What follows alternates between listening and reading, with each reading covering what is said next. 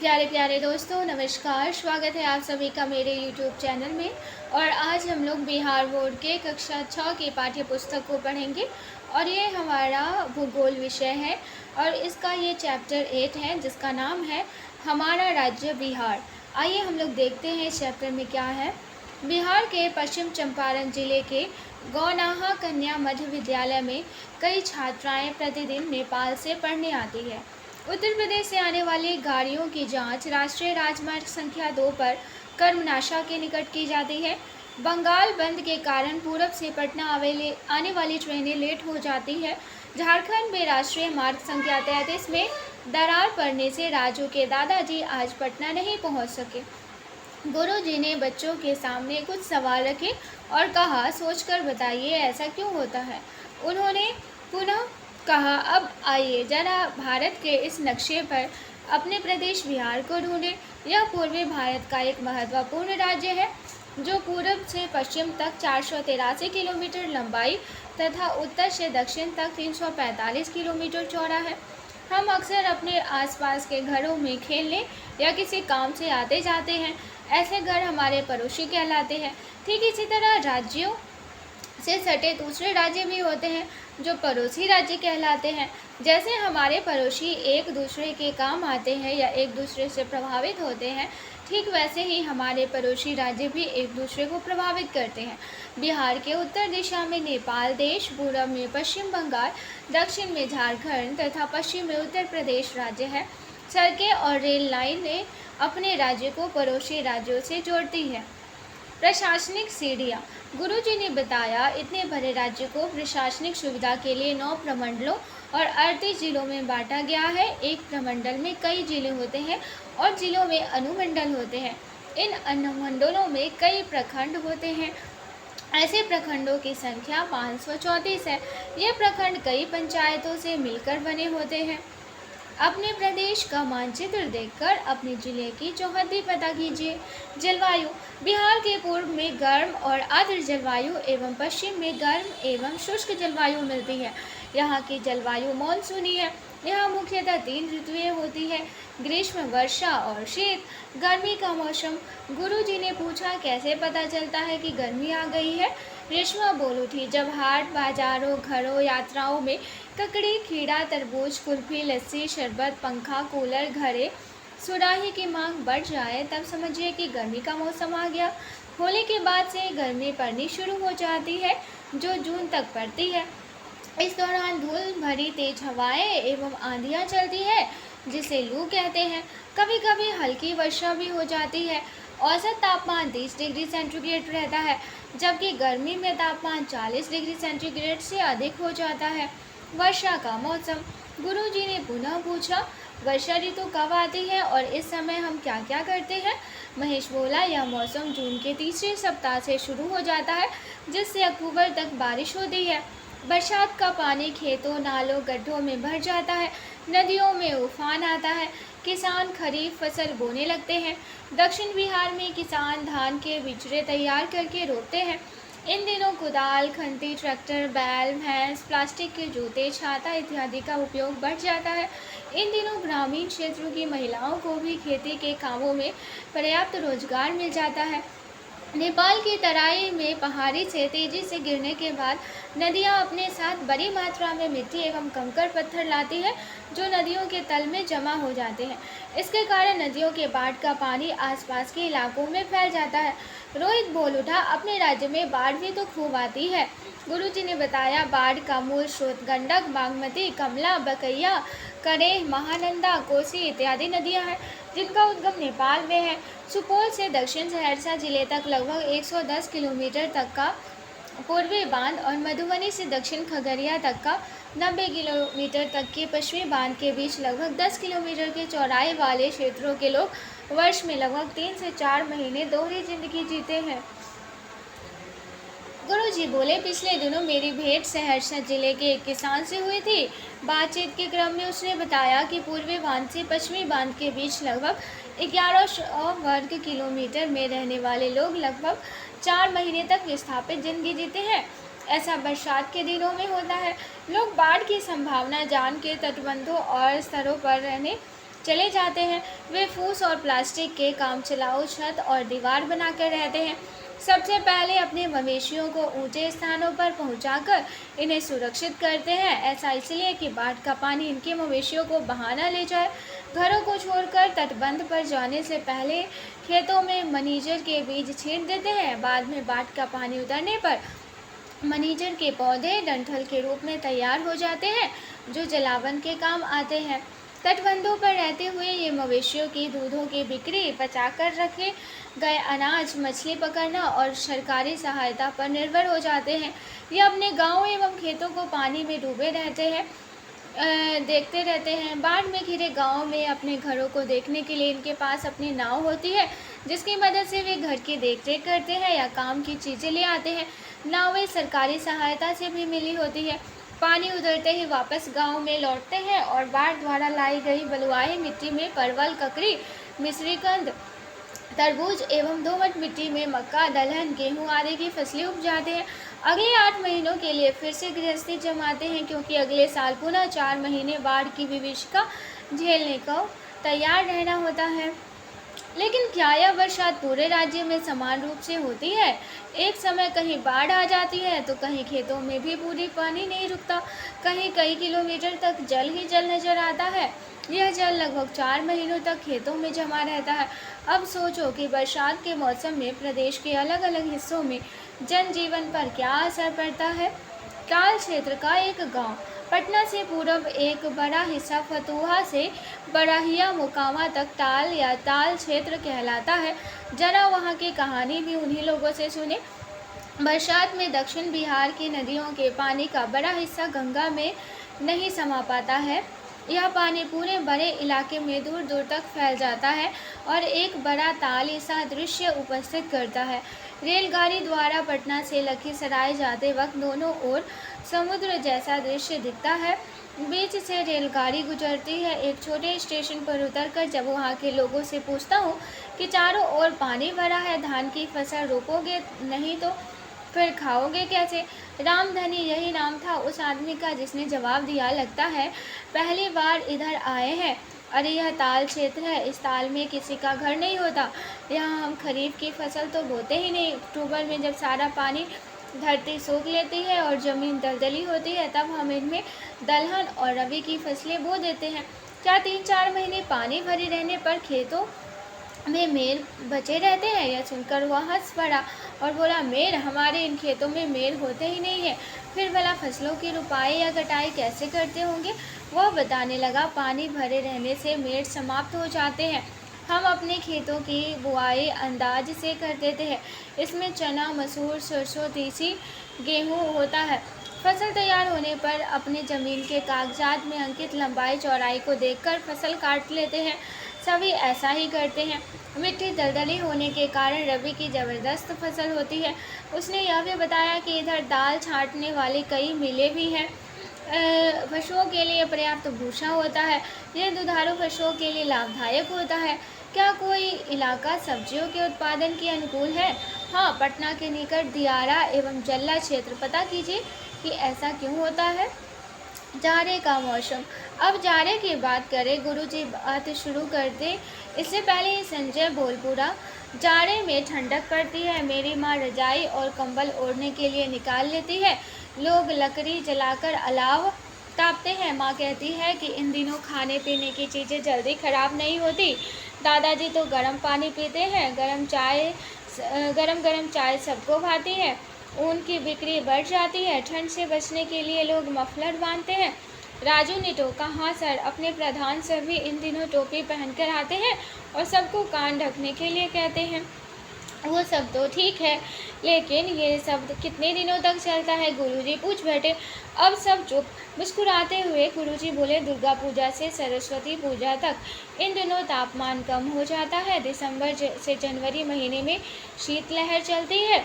शीतलहरी में तापमान 5 डिग्री से 10 डिग्री सेंटीग्रेड तक चल जाता है। प्रायः दोपहर तक कोहरा छाया रहता है। कृषि व्यवसाय। गुरुजी ने कहा, बच्चों, तुम अगर गांव में रहते हो तो हर सुबह देखते होंगे कि परिवार के लोग खेत और खलिहान में काम करने जाते हैं। वे कई प्रकार की फसलों का उत्पादन करते हैं। गाँवों में यही प्रमुख व्यवसाय है। अपने राज्य बिहार में धान की खेती प्रमुख है। धान से ही चावल प्राप्त होता है, यही हमारा प्रमुख खाद्यान्न है।